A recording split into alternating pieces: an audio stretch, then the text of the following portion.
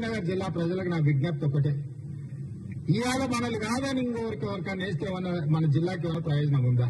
10 ఏళ్ల నుంచి నరేంద్ర మోడీ ప్రధానమంత్రి కదా, అర్ణమ్మ 5 ఏళ్ల నుంచి ఆ పార్టీనే ఉంది కదా, పోయినసారి కూడా పోటీ చేసింది కదా.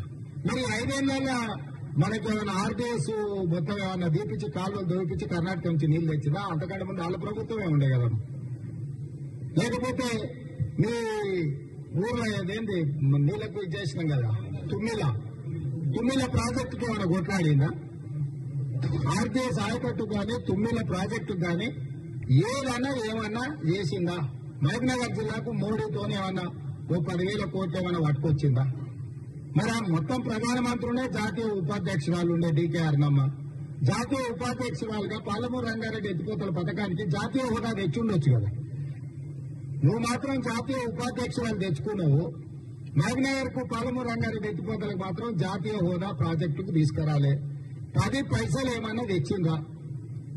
మరి ఇవాళ ఎక్కడ తిరిగి ఇంత మంచి జరిగింది, పాలమూరు బాగుపడేటట్టుంది, దీన్ని ఎట్లన్నా ఖతం చేయాలని చెప్పి దెబ్బతీయాలంటే పార్లమెంట్ లో మనం కింద మీద చేయాలని పని కట్టుకొని టీఆర్ఎస్ వాళ్ళు బీజేపీ వాళ్ళు కూడా కలుపుకొని మాట్లాడి చేస్తారు. మీరందరూ నాకు మాట ఇస్తురా లేదా 2 సీట్లు గెలిపిస్తామని ఇస్తారు కదా. మరి మీ మాట మీద నమ్మకంతో వాళ్ళిద్దరిని మీకు అప్పచెప్తున్న మల్లురవి గారిని, అదేవిధంగా వంశీచంద్ర రెడ్డి గారిని